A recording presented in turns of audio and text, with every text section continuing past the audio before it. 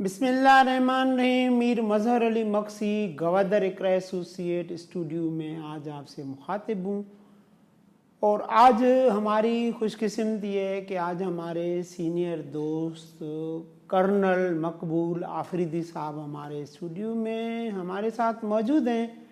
मकबूल colonel Afridi साहब को बहुत बड़ा एजाज़ जाता है कि इसने गवादर पे सैकड़ों कॉलम्स, सैकड़ों टीवी टॉक शो किए हैं। और कर्नल मकबूल आफरीदी साहब गवादर पे शेर व शायरी भी करते हैं। कर्नल मकबूल आफरीदी साहब की ज़िंदगी का बेशतर हिस्सा जो है गवादर में नौकरी करते कोस्ट गार्ड में गुजरा है। कर्नल मकबूल आफरीदी साहब ने ज़िंदगी में जो कमाया था उसी ज़माने जब गवादर में मिट्टी और हवा के सिवा कुछ नहीं था, उसने उसी ज़माने गवादर में ज़ियारत मच्छी, सुरबंदर और सिंगार, न्यूटाउन और गवादर के मुख्तलिफ मौज़ों में उसी ज़माने में लगाया था। आज मकबूल आफरीदी साहब का अल्हम्दुलिल्लाह गवादर के बड़े टाइकोनों में ज़िक्र होता है। और अल्हम्दुलिल्लाह अल्लाह ने चाहा तो गवादर आने वाले दौर में मकबूल आफरीदी का गवादर में बहुत बड़ा किरदार अभी भी है, फ्यूचर में भी अल्हम्दुलिल्लाह मकबूल आफरीदी साहब का बड़ा किरदार है। मकबूल आफरीदी साहब से सीपेक, सरकारी नीम सरकारी इदारे और हम जैसे दोस्त हर दफ़ा मशवरा लेते रहते हैं। और अल्हम्दुलिल्लाह मुझे ये एजाज़ हासिल है कि कर्नल मकबूल आफरीदी साहब से 20 साल से हमारे ताल्लुकात दोस्ती है। और हमने मिल के गवादर को प्रोमोट करने के लिए, GDA की रहनुमाई करने के लिए, सीपेक अथॉरिटी की हमने रहनुमाई की, गवर्नमेंट बलूचिस्तान और गवर्नमेंट पाकिस्तान की भी हम दोनों दोस्तों ने मिल के रहनुमाई की कि जैसे गवादर बने और सीपेक के थ्रू पाकिस्तान में प्रमोशन हो। अस्सलाम वालेकुम सर। क्या हाल है मक्सी साहब? आपकी बड़ी मेहरबानी कि आज आपने टाइम निकाला। हमारी खुशकिस्मती है कि आज आप हमारे स्टूडियो में मौजूद हैं। तो आज आपको तो दुनिया जानती है, गवादर को दुनिया जानती है। जो लोग आपको नहीं जानते हैं या जो लोग आज हमारा YouTube चैनल प्रोग्राम देख रहे हैं तो उनको मैं गुजारिश आपसे करूंगा कि उनको एक तो पहले गवादर का आप शेर व शायरी जो करते हैं उसमें से शुरुआत जो करें शेर से करें। मक्सी साहब, पहले तो आपका बहुत शुक्रिया कि आपने मुझे इस प्रोग्राम में बुलाया। मैं थोड़ा सा बैकग्राउंड तो फिर शेर व शायरी पे भी आता हूँ। 2000 में मेरी पोस्टिंग गवादर हुई और उस वक़्त गवादर की हालत मैं अगर आपको बताऊं, कोई सड़क नहीं थी, कोई पक्की रोड नहीं थी, वहाँ पे सिर्फ मिट्टी और हवा थी। मिट्टी और हवा थी। और गवादर शहर से एयरपोर्ट तक 6 फुट या 7 फुट की सड़क थी, सिर्फ ये एक सड़क थी। खाना ईरान से आता था, पीना भी ईरान से आता था, हर एक चीज़ ईरान से आती थी। और लोग पाकिस्तान जिंदाबाद के नारे मारते थे। एनी हो, तो चूँकि मार्शल लॉ का दौर था तो मैं DC के साथ मिलकर काम भी करता था और बाकी अपनी ड्यूटी भी करता था।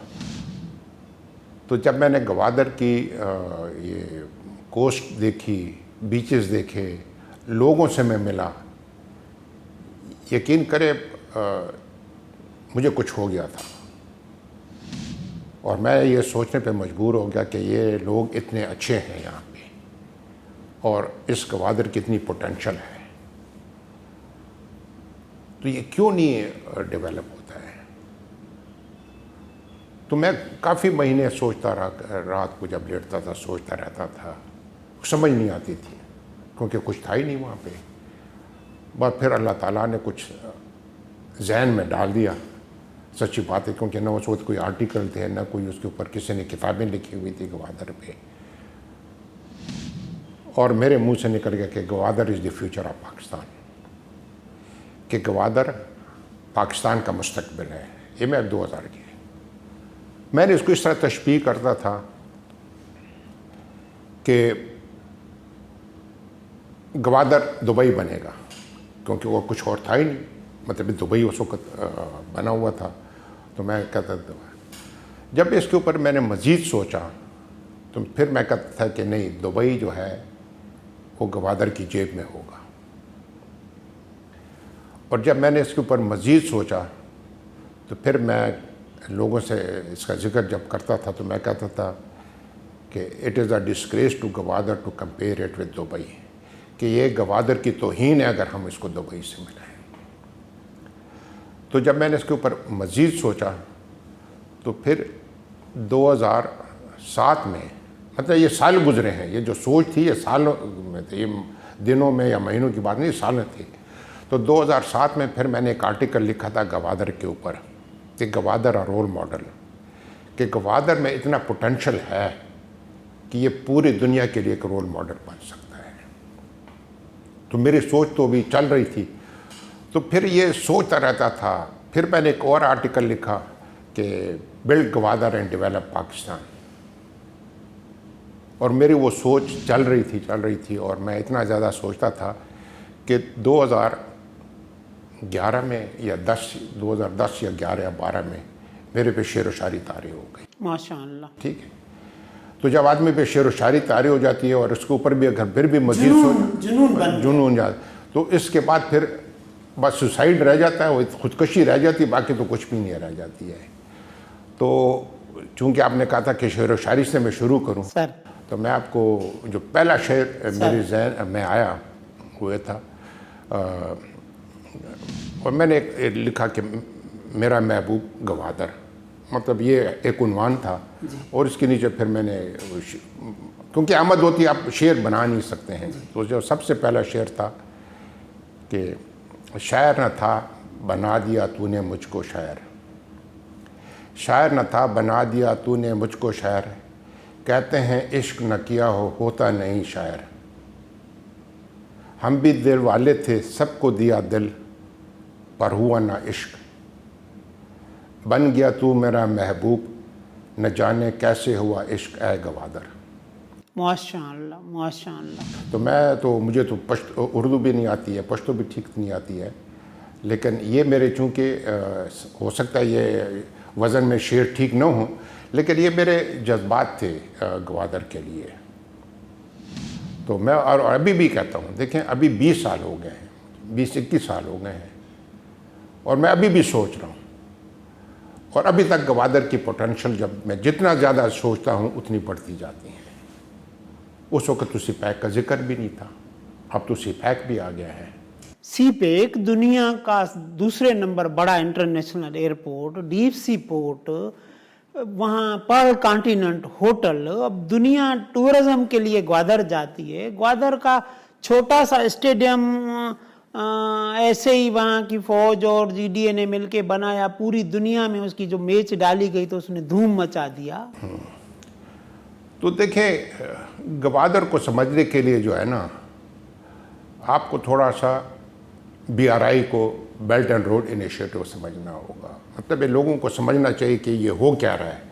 जब आपके पास बड़ी पिक्चर हो ना, फिर आपको अपनी पिक्चर, आप अपने आप पिक्चर को उसमें डिपेक्ट कर सकते हैं कि हम कहाँ खड़े हैं।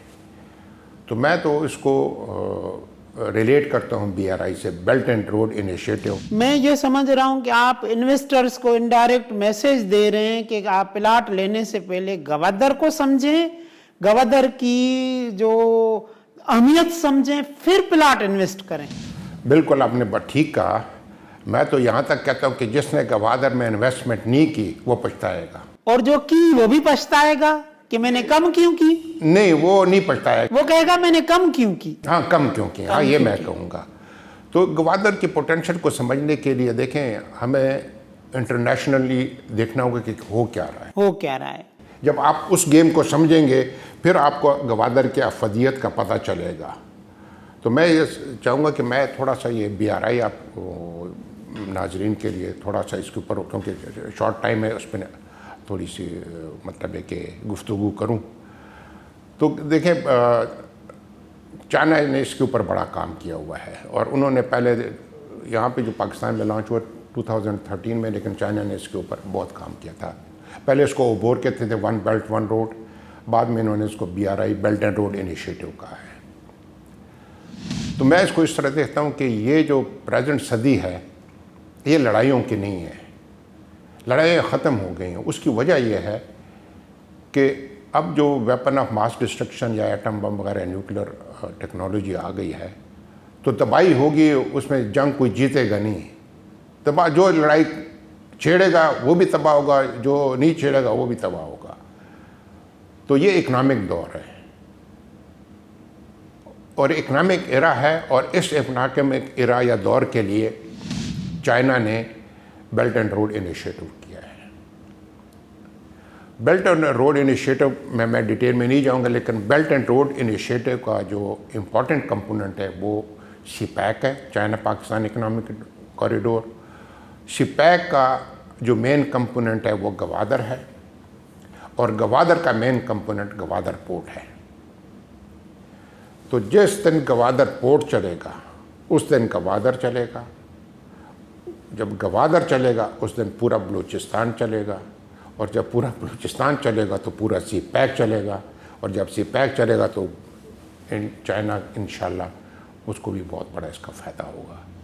तो हम जब गवादर की बात करते हैं तो हमें चाइना क्या कर रहा है, बाकी ममालिक क्या कर रहे हैं, उनको भी जहन में रखना होगा। तो अब जब आप आते हैं गवादर के पोटेंशियल के ऊपर, तो देखिए गवादर खुदा का एक तोहफ़ा है, मैं आपको हकीकत बता रहा हूँ। ये डीप सी पोर्ट है। जब मैंने अब आज जैसे आपको बताया कि दुबई से जब मैंने इसको कंपेयर किया था, तो मैं तो समझता हूँ ये तो तौहीन है गवादर की। दुबई जो काम करता है या जो ट्रांसशिपमेंट करता है वो तकरीबन पहले थी 14 मिलियन TEU, अब मेरा ख्याल 17-18 मिलियन TEU कर रहा है, और दुनिया का 9th बिगेस्ट पोर्ट था। जबकि गवादर के पोटेंशियल में यह है कि यह 40 मिलियन TEU तक काम करेगा। शुक्रिया कर्नल मकबूल आफरीदी साहब आपका, आपने हमें टाइम निकाला और गवादर इकरा एसोसिएट आप YouTube चैनल देखते रहें, उसको शुरू से आखिर तक देखें। और हमारा गवादर जावेद कॉम्प्लेक्स में दफ्तर है, कराची में हेड ऑफिस फेडरेशन हाउस के सामने दफ्तर है, लाहौर में DHA block gold commercial market में फर्स्ट फ्लोर पे दफ्तर है, इस्लामाबाद कराची कंपनी में है, लंदन अमेरिका कनाडा ऑस्ट्रेलिया में भी है। हमारी टीम जो है गवादर इकरा एसोसिएट की 18 घंटे पूरी दुनिया में लोगों के साथ ऑनलाइन रहती है, उनको फ्री मशवरे देती रही है। इंशाल्लाह ज़िंदगी रही तो आइंदा फिर आपसे मुलाकात होगी। अल्लाह हाफ़िज़।